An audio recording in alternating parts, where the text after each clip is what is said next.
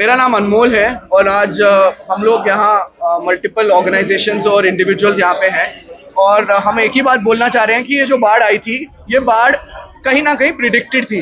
क्योंकि पुरानी हिस्ट्री में भी जाओ तो 88 में बाढ़ आई, 14 में बाढ़ आई, तो हमें पता है जम्मू तभी कभी ना कभी बाढ़ आती है। लेकिन 2.5 साल से 3 साल से हम ये बोल रहे थे कि आप नदी की चौड़ाई को छोटा कर रहे हो रिवर फ्रंट डेवलपमेंट के नाम पे, और आप मतलब डेवलपमेंट का एक बहाना ले रहे हो, लेकिन आप जम्मू के लिए एक गला घोटने का काम कर रहे हो जो आगे जाके बहुत नुकसान देगा। लास्ट हमने ये 5 दिन पहले बोला था बाढ़ के, जब हम इसी टेबल पे बैठे थे चशोटी के लिए डिजास्टर के लिए हम लोग प्रेस कॉन्फ्रेंस कर रहे थे, और हम तब भी हमने रिपीट किया था कि जैसा डिजास्टर वहां हुआ है वो यहाँ पे भी हो सकता है। 4 दिन बाद वो हो गया। तो हम लोग यही कहने की कोशिश कर रहे हैं कि ये सारी चीजें पहले प्रिडिक्टेड थी। मैं एक और चीज बताता हूँ जो किसी को नहीं पता, और पूरे जम्मू के मीडिया इसके बारे में बात नहीं कर रहा, ना जम्मू में कोई और बात कर रहा है। नेशनल ग्रीन ट्राइब्यूनल ने सुओ मोटो केस यानी कि खुद एक केस स्टार्ट किया था 2024 जून में, जिस केस का टाइटल है river front development inviting disasters in Tawi. ये जो है ये अभी हुआ था, अभी 1 साल पहले, और इमेजिन कीजिए 1 साल बाद बाढ़ आ गई, लेकिन इसके ऊपर कोई चर्चा नहीं हुई। तो शायद ना चर्चा करने की वजह से और हमारा इग्नोरेंस की वजह से ये हुआ। शायद लोग एक्टिव होते तो शायद हम बच सकते थे।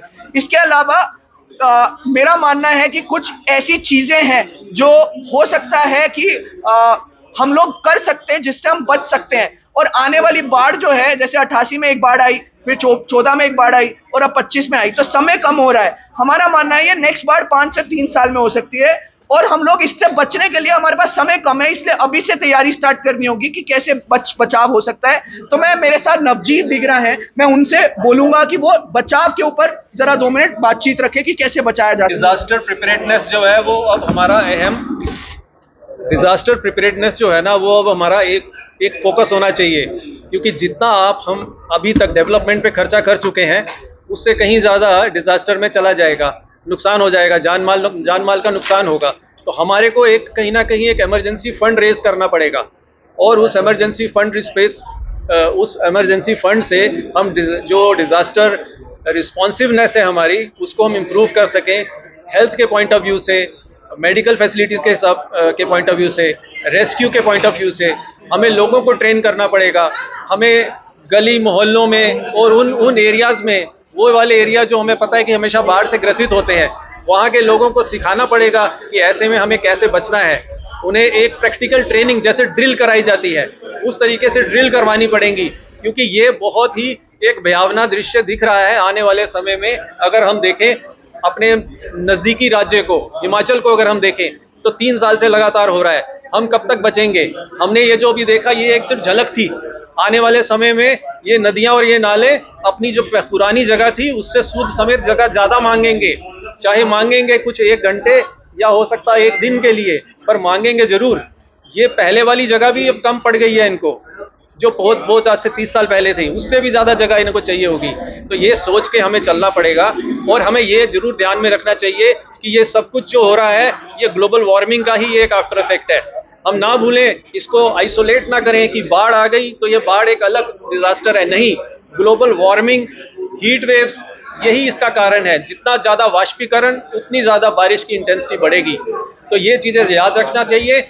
29 सालों से पूरे विश्व के सारी सरकारें मीटिंग कर रही हैं और फिर भी हम कुछ नहीं निकाल पाते उसमें से।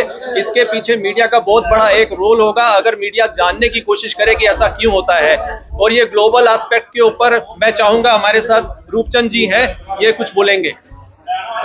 देखियो, ग्लोबल वार्मिंग जो है ये दुनिया की 195 सरकारों का फैसला, जिसमें अपने प्रधानमंत्री के दस्तखत हैं। वहाँ पर जब प्रधानमंत्री ऑफ इंडिया ग्लोब को वार्म करने का, 2 डिग्री तक गर्म करने का फैसला करते हैं, तो इसका मतलब यह है कि 2 जीव 0 पर जीते हो, 2 डिग्री पर नहीं जी सकते।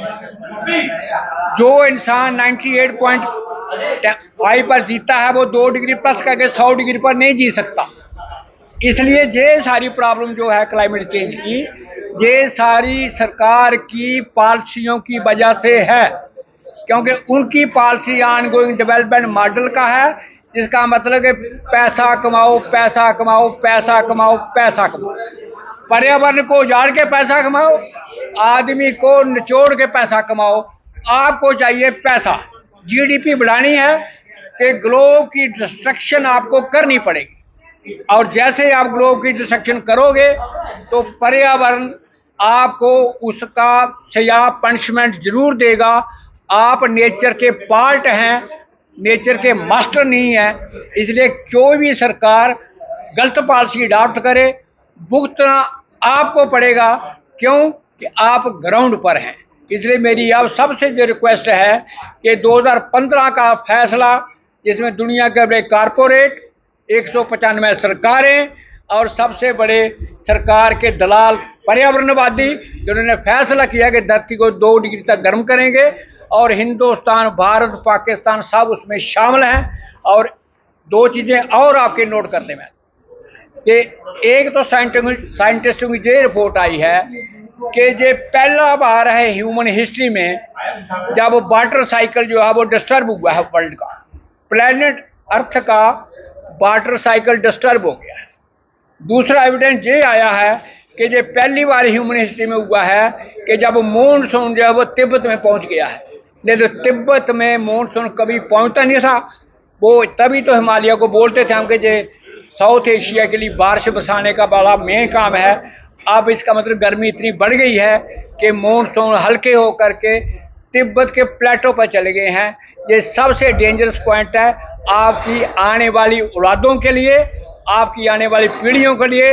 मकान अब 100 साल का बना दो, मगर अगले 2 साल में लगातार कंटिन्यूसली हीट वेव बढ़ेगी, बारिशें आएंगी, ग्लेशियर लेक आएंगी, फ्लैश फ्लड आएंगे, आप बच नहीं सकते। धन्यवाद।